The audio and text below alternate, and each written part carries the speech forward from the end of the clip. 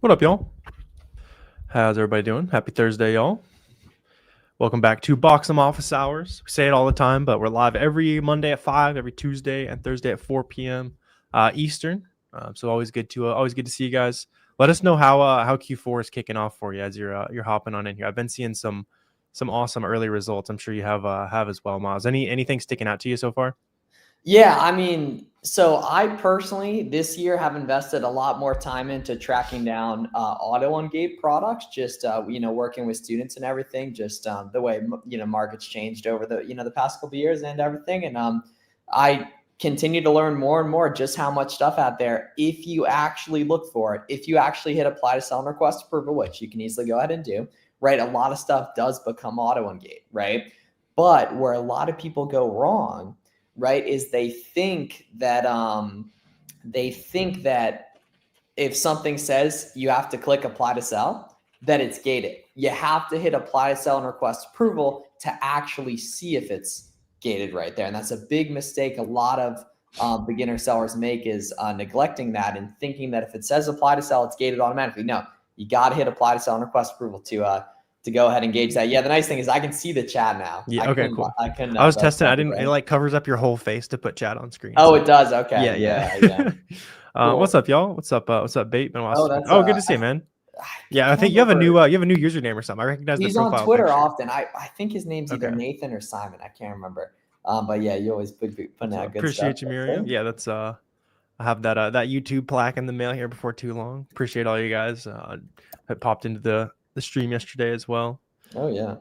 But yeah, lots of Q4 fun still to be had. At least as far as profit goes, that's kind of the other big thing at this point. There's like a week, maybe 10 days of like actual buying left, and then after that it's all about making your stuff that's actually still in your inventory as profitable as possible. So yeah, something I'm testing this year is I usually have like started to trickle prices down a little bit by now, which I'm thinking might have been a mistake. Totally don't have to this year.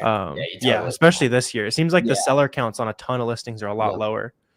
Just probably as a result of Amazon being actual work now. Still very worth it, but it is actual work, and yeah, it's reducing the competition for sure. You want to pop me up here, Warner? Pull up a couple examples here. So like Warner was saying, right, this time of year is really good for merchant fulfilling products, but there's a couple of things you need to know before merchant fulfilling stuff. So the nice thing is that with FBM, there's no FBA fees. So especially products that are below 20 bucks, but below or above $20 or above 15 bucks, but below £1, a lot of those tend to be more profitable FBM. And then there's also not as complicated a labeling process with FBM too, right? So literally for FBM, you can get free shipping labels just on the UPS website, boxes from Uline or Walmart in bulk for cheap.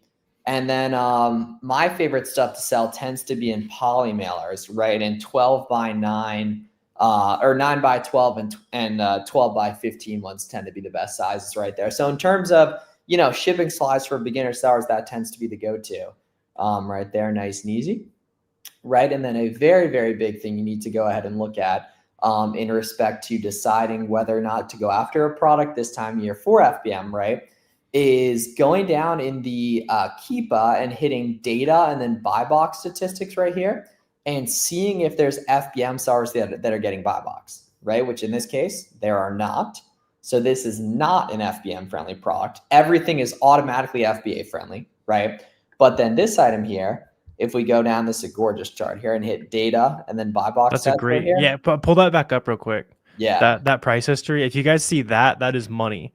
Like the buy box going away, the seller count going. I mean, it's going back up now because people saw it's like a good item, but it's pumping, man. Yeah, the demand. I mean, you see that the price going up to the point where the buy box is low, and I think Chris was saying this on Monday. Like buy box suppression. I like how he's putting it like buy box suppression being like Amazon almost telling you that it's profitable somewhere else.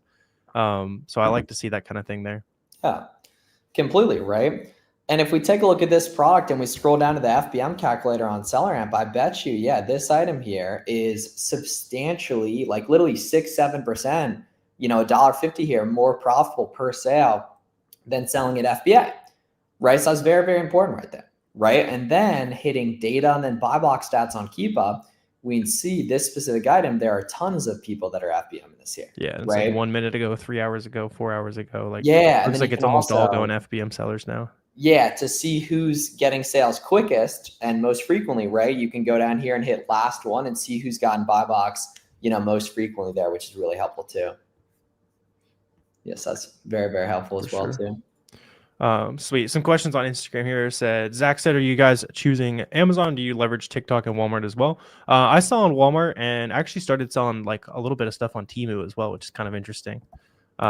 Just testing the waters there, but pretty much all Amazon and Walmart. And then you need like an eBay store or something like that to for returns. Facebook Marketplace you can use too, but Amazon's really the cash cow in respect to volume. But especially for 2026, guys, it makes a ton of sense to look into potentially selling on Walmart too. And right now we have free beta of SellerAmp for Walmart, which is at wamp.com. So WAMP.com.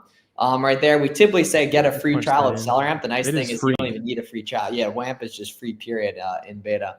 Right there. So that's like how you'll like source products and stuff for Walmart. Very good question here from Biontheos. Cool name as well. Hey, for sourcing FBA, how can I determine if something is profitable since shipping cost varies? The nice thing is FBA shipping cost varies significantly less than FBM shipping cost, and SellerAmp already takes it into account, right? So I'll pull up an example here of what I mean by that, right? Because this is one of the first things I do with all my students too, is literally just make sure that they have this stuff correct right here. So shipping cost for FBA is usually super consistent, by the way. Super consistent. Usually I would say FBM varies a lot more. Yes. Yep. Spot on right there. Yeah. Right. I might have worded that wrong when I said it, but yeah, the cool thing is you plug in on SellerAmp here in the settings, right? And you put 80 cents per pound, it automatically calculates this in right here. Right. So we know for a fact that this is something that is, we can see that this is already calculated in here. So this number you see here, say we paid 50 cents for this, we would make, tons of money, obviously, right? This is after the shipping, after the fees, after the sales tax, that literally all that, right? So SellerAmp does the heavy lifting for you guys in respect to this. You just have to make sure you have your SellerAmp settings right. And this is literally the first thing I do with all my students when we get on one-on-ones is make sure these settings are correct, because a lot of you guys accidentally count sales tax twice, right? A lot of you guys accidentally add shipping again, right? And you don't need to.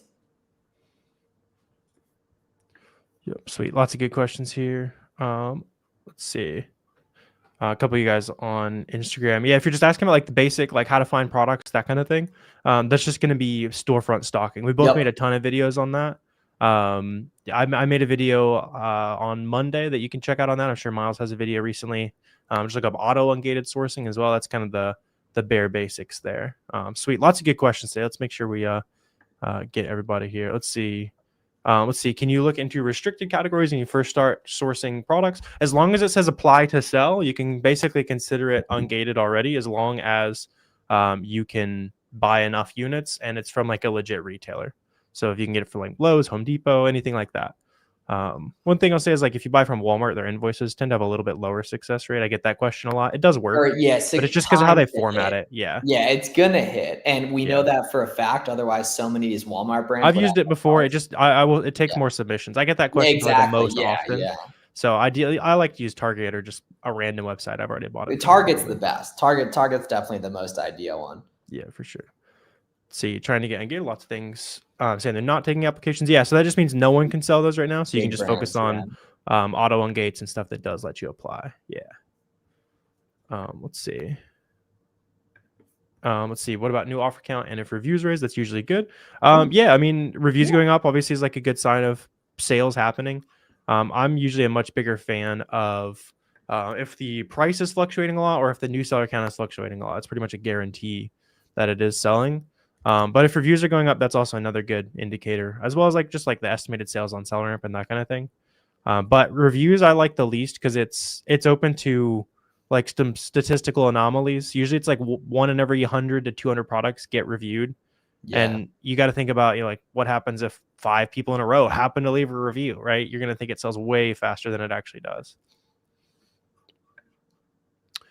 Sweet. Appreciate you. Oh yeah, Miles is next for sure there. Gotta get some matching YouTube plaques there. Yeah, bro. Scott always be asking really good questions right there. Yeah, shout out Scott. This is a great question here. Oh, my dog Krishan in the building. What up, Krishan? Hey, we can bring out the meme from a couple years ago. You dragged that up, boy. You dragged that up, right? So the way I like to think about it, right, and this is a great question for this time of year because there's tons of extra profit available, right, is that if something's selling well and you're getting a lot of buy box, just raise the price $1 and then go refresh the listing in an hour and check the buy box stats on Keepa and see if you still have buy box. You probably still do, right? And basically just see how high you can keep getting it. And the nice thing is when you raise your price, it's going to trigger other people's repricers and they're going to go up with you. And everyone is going to, significantly benefit right there. So, yeah. Yeah. The main things you'll want to, like the easiest way to do that is with a repricer. Pretty much all repricers will let you raise your price in the middle of the night. There's no, like, you should be doing that every day. Okay, every day at 2 a.m., all of our prices go up by 10%. Because then especially listings with one or competitor, they're going to bring the price up. Listings with, a handful, the listing price probably comes up as well. Another thing you could do that's really smart, especially if you plan on restocking, is set a repricing rule where if you have 5 units or 2 units or 100 units, if that's like if it's a really fast selling item that might be a low quantity left, set that to start raising the price and get more aggressive on profit so you can stay in stock while you work on restocking and stuff as well. But yeah, a lot of that's just going to come down to your repricer, especially this time you test those higher prices, even just manually go in and raise it by $1, see if the buy box rotates to you, that kind of thing. Exactly, especially something you're pumping heavily. Right, especially something you're pumping heavily. Oh, yeah. Right there. Krishan, man, shoot me a school message, dude. I'm excited. Krishan's been basically like a ghost sniper for like a year, right there. I want to get to know you more, man. Thank you guys for helping me through all this time I've been selling on Amazon. Let's go, man. Go work right there. So hello, guys. 4K profit. That's what's up. Yeah, that's awesome, man. That's that's a legit job there, and then it's only up from there. So I was helping Daniel with something earlier. So Daniel basically his FBM listings aren't featured offer eligible. Only one of them is, which is rare. Like I'd say probably 95% is sorry. Yeah, that's super weird.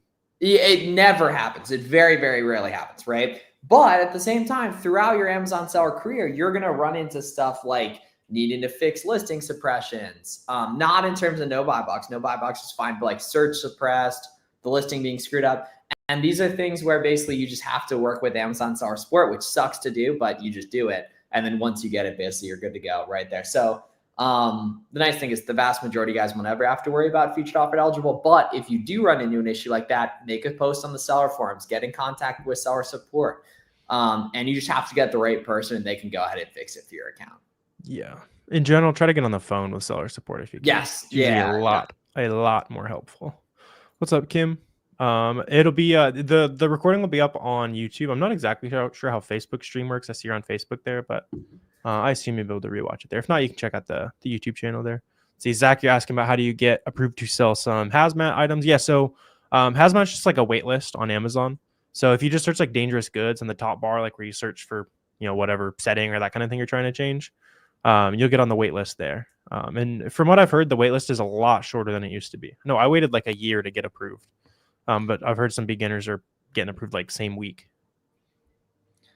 At what point should you invest in repricer? So my typical answer with that is like 5 to 10 ASINs. But the nice thing is you can do the repricer free trial world tour. You know what I mean? Like some legendary sellers have started with that and everything, right? And just kind of test out a bunch of different ones right there. But probably like 5 to 10 ASINs. But really what you're most looking for as a beginner seller in terms of building initial momentum is getting, 10, 15 FBM listings up this time of year, and then finding a few sellers to, start to work intimately with. Like we were talking about this earlier today with a few of the folks that help out at SellerAmp, right? Or one of the guys that helps out at SellerAmp. And we were just talking about how beneficial the community side of things is and how it's a kind of thing where it's just a drastically different world for the Amazon sellers that just have a business where they just work on stuff on the computer by themselves late at night, lonely. And the sellers that are active in our Facebook group, active in our free Discord, maybe invest in some coaching or mentorship too, right? And just get around other Amazon sellers that are in the mix.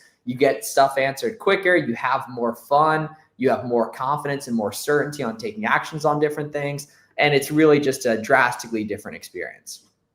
Yeah. I mean, it's the difference of trying to run a a boring business, move numbers on paper rather than like having some fun with a friend or two doing a hobby, that kind of thing. Yeah, it's exactly what it is right If you there. just look at it as a hobby you do with friends, it becomes a lot Yeah, less magical.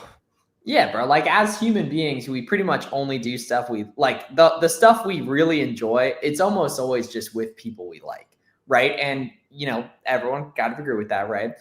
But then everyone tries to make money online completely on their own. When there's this beautiful thing called the internet, which is free, where you can find people to connect and work with and everything, and it basically just takes choosing to change that, right?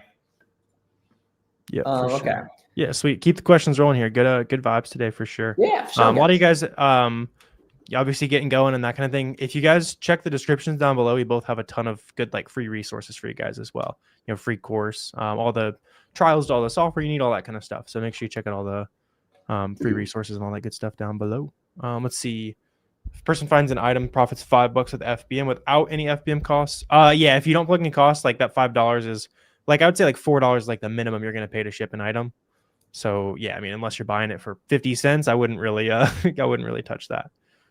Yeah, usually your pre FBM costs, if it doesn't say 8 or more, it's pretty rarely going to be profitable. Yeah, and there's interesting math on that, right? In that the sweet spot for a good FBM item is typically under £1 and above 15 or $20, because under £1 typically means that you can ship it in a poly mailer, which totally decreases or is significantly less weight than a box, obviously, right? And everything. So that's the sweet spot. And good thinking on the FBM cost thing, right there. Yeah. Yeah, for sure. Do you recommend hiring a VA to do the sourcing and ungating? If you're asking the question, probably not. When you get to the point in your business where it's like, man, I have, an extra 20 grand I should be spending every month and I'm just running out of time. I know exactly where I'd spend the time, but the 9 to 5 is keeping me busy. I want to make sure I have time for my kids, that kind of thing. And it's not I don't know how to spend this 20 grand, then yeah, hire some help. If it is, yeah, just don't use like hiring somebody to band-aid your lack of knowledge. Use it to kind of make, extend your knowledge into somebody else basically, and kind of kind of guide them along the way. Oh, good question from Tawana here. It says, what does it mean when the max cost is a negative price? So it pretty much always means that that's an item under $10 in most cases, right? And basically SellerAmp defaults to a $3 profit minimum per unit. So it's mathematically impossible to make $3 plus profit on like a $7 product on Amazon. But spending $1 to make $1 is probably worth it, right? So you just got to keep that in mind right there. But you will run into items occasionally where it's like it's all FBM people, and it weighs above £1. Those are drop shipping items, right? It's something I see a lot of beginners run into often, right? Is that is those really heavy things, right? That are 2 pounds, 3 pounds, 4 pounds. Like every dog food thing on Amazon is people doing fraud labels or drop shipping right there. So like, yeah. Or basically. like another good one that's all fraud is like the AC filters, those like the big giant ones. Everything like that. Yeah, exactly. Yeah, like the whole detergent market, right? Because it's cheap. Yep. But it's heavy. Yeah, it doesn't make sense to pay $3 in FBA shipping, but the guy who's breaking the rules drop shipping, is able to do it. And with all these like good questions and stuff, make sure you guys are also referencing the Boxem AI as well. So with Q4 here, say you're a new seller, you don't know how to change your FBM shipping templates, you just got a shipment and you didn't make money after it's all said and done, right? You can literally just go into the Boxem AI and it's going to tell you exactly where to go, what to change the prices to, all this kind of stuff. Kind of goes the next level over any like Google search or anything like that you can make, because this is all trained to be an Amazon seller, and it can also source things for you as well. So like, let's say you want some auto engage to start with, it'll give you some starting points. Or I'll even like say, hey, where's this? I want this item. Where is it cheapest? And it'll compare all the options and include gift cards and all that kind of stuff. So yeah, make sure you guys check out Boxem as well, just for the AI, but also shipments and analytics and all that kind of stuff.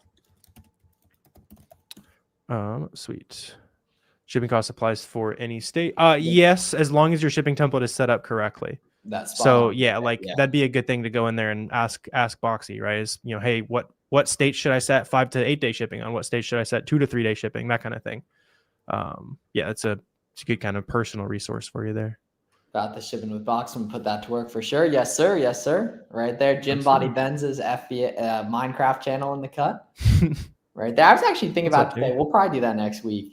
So this is a good question from Andy. Andy says, for someone like me, I kind of understand sourcing and don't have much time to do sourcing. Would it be considered to hire one overseas? It's gonna be like $2 to $3 an hour. They're probably not gonna be good if they're $2 or $3 an hour, but I've seen crazier things though, right? Yeah. Like I've seen crazy things. If you have plenty of money, then you can take a shot. Like I completely agree with that.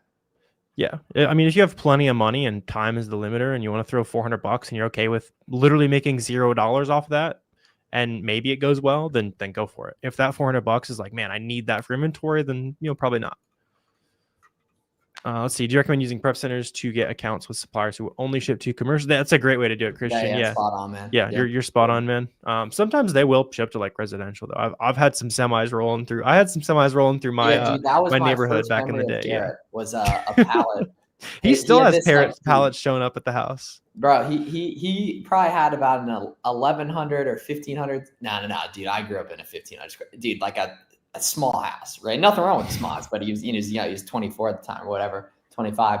Was it just, like just his like square foot house, post like fresh out of college house that he's filling? Yes, exactly. Yeah. That's what you love to see right there. BWC. Are we cooking at Amazon to Amazon? Talk to us, BWC. What are we buying right now? For sure. What's up? Nicholas said, do other sellers pretend they have 100 for their inventory just to win more buy box? No. So if you tell, like, you can't pretend that you have inventory unless it's FBM, and quantity doesn't affect buy box rotation for FBM. It only affects buy box rotation for FBA because you're in more warehouses. So not necessarily, Nicholas. But you are spot on. If you buy 100 or something, you're going to make a little bit more sales than somebody who only has 10 at the warehouses, just because you're probably in 12 states and they might be in 3. Oh, by the way, Warner, we have a new record. So Steven has been dethroned as the best student ever. There's a guy in the roadmap and everything who's done 1.9 mil first 10 months, almost completely anonymously too. He's been living in his warehouse. That's what's up. Wait, who is it? Yep. He's so private. I don't even know if he'd want his name shared. I'll show you though. Okay. That's crazy. Yeah, it's crazy. He literally did double what I did my first year, and I did over $1 million. Right there, but he's been living in his warehouse just for efficiency. Hey, I mean, yeah, in the Midwest, yeah, seriously, gangster stuff. I mean, yeah, you live in the warehouse and you make probably $400K, gross profit, maybe 350 after it's all said and done, like in your pocket. I mean, who wouldn't do that for a year? Yep. Oh, dude, Krishan, for sure, dude. Yeah, Krishan, all those options on cardbear.com are going to be legit, bro. Yeah, all those ones on cardbear.com are going to be legit. Yeah. I do tend to buy a ton from GCX, but it's just because they tend to be like one of the cheaper options. And Card Cash.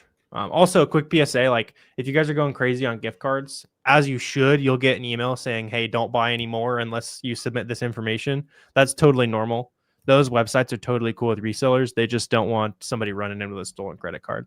So just tell them you're a reseller and get in the bulk program. A lot of times you can also just email their support as well and say, hey, I buy a bunch. Hit up my dog, Tom at cardcash.com. Yeah, hit up my dog right there. Now, have I not responded to his last 2 emails by accident? Yes. Is that still the boy right there? Yes. And he'll be happy to get your bulk gift card business. Let's see, how do you guys handle bookkeeping and taxes? Yeah, so just box them for like all your Amazon expenses, and then you can use like a QuickBooks for everything else, or if it's most of the time it's pretty simple, you can just log all your other expenses on an Excel sheet, combine that together, and hand it off to a CPA at the end of the year. It's pretty much always going to be worth it to hand it off to somebody else. It should only cost you, $500 or $600 to get it all prepped for you and get it done right. Oh, dude, Andy, if you're still looking for your first sale, it's not time to hire VAs. Yeah. Oh yeah, not at all. Yeah. Trying to right now, FBM is definitely the way to go, because there's, what would you say, like conservatively 10 to 20,000 things right this second that you could have shipped to your house that would be FBM eligible. if not 100,000. Like I can guarantee you there's 10,000 items right now that are profitable. Oh, dude, 100%.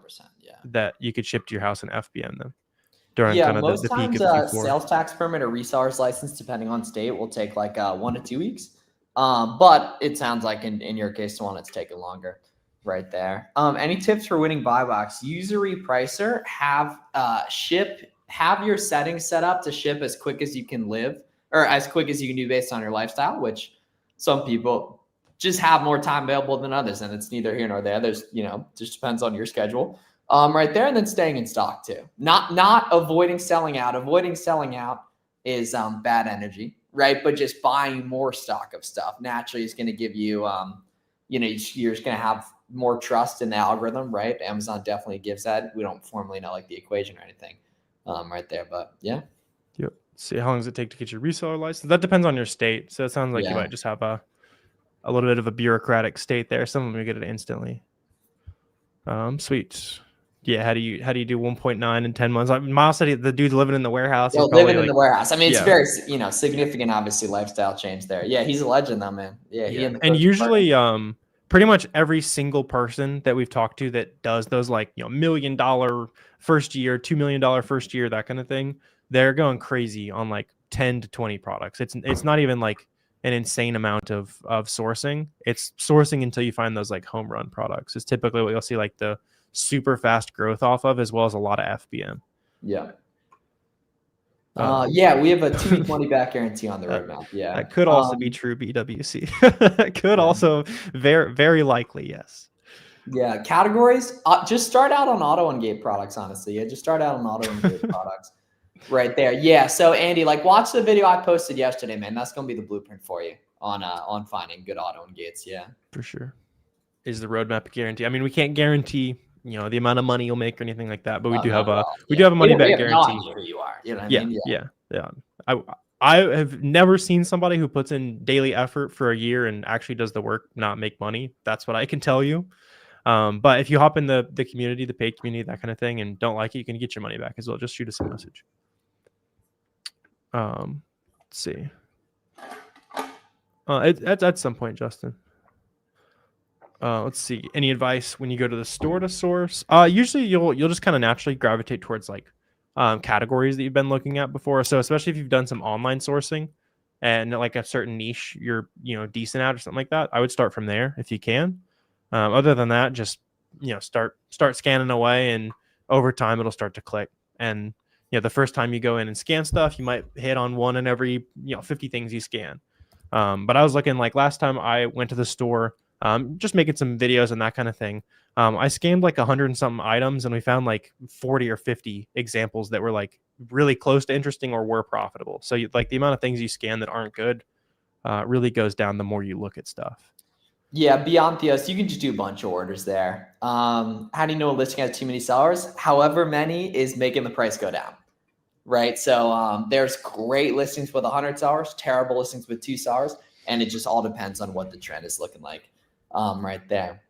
So yeah, appreciate all the good energy today, guys. We do these a lot. Monday at 5 p.m. Eastern, Tuesday, Thursday, 4 p.m. Eastern. And then make sure you subscribe to both of our channels and the Boxem channel, right, for a lot more stuff, especially with 2026 coming up. We're going to have a lot of basic tutorials coming up for you guys that are just getting going. But for now, this good time of the year, Q4, you have a chance to make a lot of progress fast with how FBM friendly stuff is right now, right? So check out Warner's recent videos, check out my recent videos, and get a 2-week free trial of Boxem, especially for listing, shipping, analytics, and the AI assisting component of Boxy as well. Yeah, for sure. Yeah, and so go watch some. Oh yeah, go watch some breaking down Empire highlights too. We were breaking down like how to use the AI and all that kind of stuff. So yeah, go pop into Boxem and have it help you do some sourcing and stuff. Yeah. Oh, what up, Joe? Andrew Nemhart and Colin Gillespie, you need to be studying undersized guards and their performance in modern NBA.